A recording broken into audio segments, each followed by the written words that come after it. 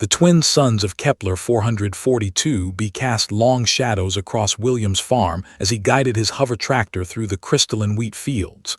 3 years he'd been on this colony world, and still the purple-tinged sky unsettled him.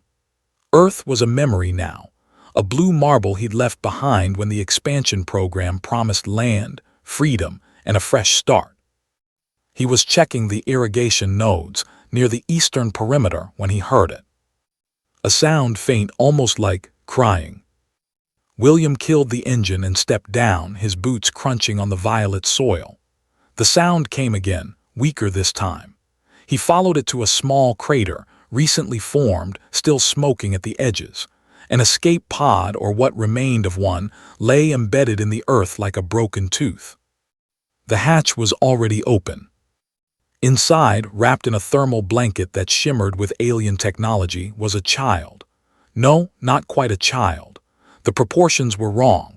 The ears too pointed, the skin carrying a faint luminescence that no human possessed. "Please," the small voice rasped in perfect standard. "Just kill me. Make it quick." William froze. The being couldn't have been more than the equivalent of 7 or 8 years old in human terms. Its large, amber eyes were filled with a pain that transcended species. "Kid, I'm not going to." "I'm not a kid," the small alien's voice cracked. "I'm third brood Maya of House Velcaris. My family is dead. My ship is destroyed. The creche will find me. They always find us." Maya's tiny hands clutched the blanket tighter. "They'll make it slow. You can make it fast, please." William's jaw tightened. He'd heard of the creche. Everyone in the colonial sectors had. A predatory species that swept through systems like locusts, taking what they wanted, destroying what they didn't. The Galactic Council had tried negotiating, tried quarantine protocols. Nothing worked. "How long before they get here?" William asked. Maya blinked, confused by the question. You're asking how long you have to run." "No, I'm asking how long I have to prepare." The child alien stared at him as if he'd spoken in an unknown language. "You're a farmer, a human farmer on a backwater colony. The creche hunting pack has 40 warriors, Class 7 exoskeletons, and orbital support.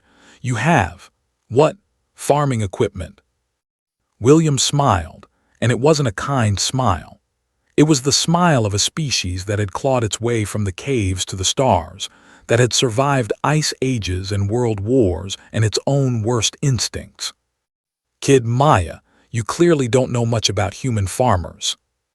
The creche hunter prime, Zethrak, stood on the bridge of his assault ship and studied the pathetic little colony below. 73 humans, mostly farmers, no military installation, no defensive grid worth mentioning. And somewhere down there, one Velcaris cub. The cub's beacon was last detected in Grid Sector 7, his second reported. A farming compound, single structure, one heat signature. Zethrak's mandibles clicked in satisfaction. "The farmer has likely killed it already, saving us the trouble, but we'll investigate. If the cub lives, we take it. The Velcaris paid well for their families. Return." The creche didn't just kill, they collected. Trophies had value in the right markets. "Send the hunting pack, standard extraction, kill anyone who interferes." William had moved fast. Maya watched in amazement as the human farmer transformed his homestead into something else entirely. The irrigation system became a network of channels filled with accelerants. The grain silos were repositioned, their contents modified. The hover tractor was cannibalized, its power core rewired into something that hummed with dangerous energy.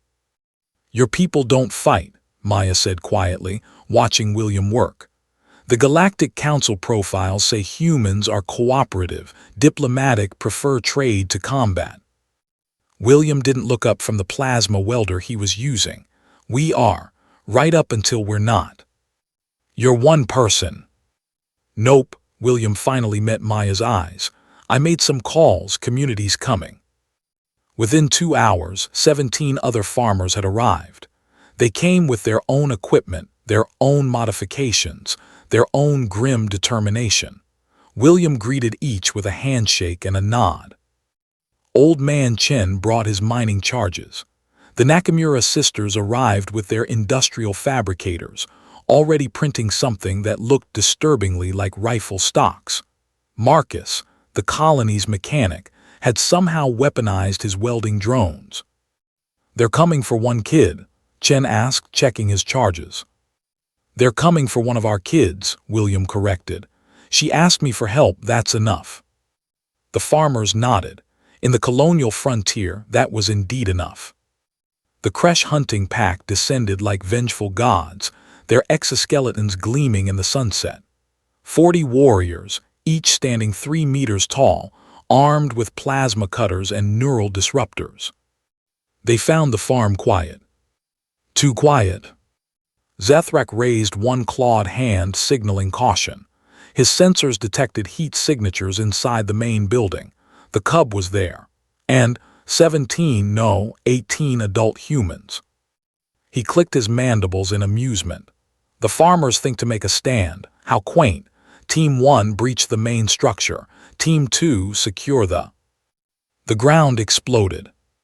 Not from orbital bombardment or military-grade explosives. From mining charges, the kind used to break bedrock for foundation work, buried in a careful grid and detonated with farmers' precision. 7 Kresh warriors fell into the sudden pit, their exoskeletons damaged, their confused screams cut short as the irrigation channels opened, flooding the trap with burning agricultural accelerant. "Ambush," Zethrak roared. "Return fire." But there was nothing to fire at. Then the grain silos opened, and the Kresh learned what humanity had known since ancient times. Any container can become a weapon if you're creative enough. Pneumatic pressure launched clouds of crystalline wheat seeds, harmless to humans, but the silos had been modified, the seeds coated with the same corrosive agents used for pest control, magnified 100-fold. The seeds hit like shrapnel at hypersonic speeds. More Kresh fell, their armor compromised, their sensory organs burned. Then the farmers opened fire. They weren't military weapons. They were nail guns modified for railgun acceleration, welding lasers overclocked to cutting beams. The Nakamura sisters' fabricators, printing and launching ball bearings with industrial precision. And William's hover tractor power core, now a directed EMP that fried every piece of Kresh tech in a 50-meter radius. The Kresh Hunter Prime watched his elite pack torn apart by farmers, by civilians with improvised weapons and home field advantage, and something his species had forgotten millennia ago: the absolute refusal to yield. "Fall back," he screamed. "Fall back to the ship." Only 12 of his warriors made it back, 12 out of 40. Inside the farmhouse, Maya watched through the reinforced windows as the Kresh ship lifted off, retreating into orbit and then beyond. William walked in, covered in soot and carrying a scorched plasma cutter he'd taken from a fallen Kresh warrior. "They'll come back," Maya whispered, "with more ships, more warriors." William knelt down to Maya's eye level. "Let them come, but they'll find out what we already know." "What's that?" "That humans don't have the best weapons. We don't have the best armor. We're not the strongest or the fastest." William's eyes held a fire that made Maya believe every word. "But we're the species that turned farming into an art form. That means we're really, really good at 2 things, making things grow and making sure nothing threatens our crops." He glanced back at the other farmers, now helping repair the damage, already planning better defenses. "You asked me to kill you, Maya. Instead, I'm gonna make you a promise. You're under human protection now, and we protect our own, always." Maya felt something strange, something the young Velkaras hadn't felt since the Kresh attacked the family ship. "Hoping." "Why?" Maya asked. "Why fight for me? You don't even know me." William smiled, this time genuinely warm. "Because that's what humans do. We see someone who needs help and we help. It's not always smart, it's not always safe, but it's who we are." He stood, offering his hand. Welcome to Earth Colony Kepler 442b, Maya. Your family now. Maya took the offered hand with trembling fingers. And in that moment, the young Velkaris understood why the Galactic Council both feared and desperately needed humanity. Because humans were the only species crazy enough to turn farming equipment into weapons of war. And compassionate enough to fight a battle they couldn't win for a child they'd just met. Epilogue. 3 months later, the Galactic Council officially declared Kepler 442b under Terran protection protocols. The creche never returned. William went back to farming. And Maya learned that sometimes the most dangerous beings in the universe aren't the warriors. They're the farmers who refuse to let anything harm their family.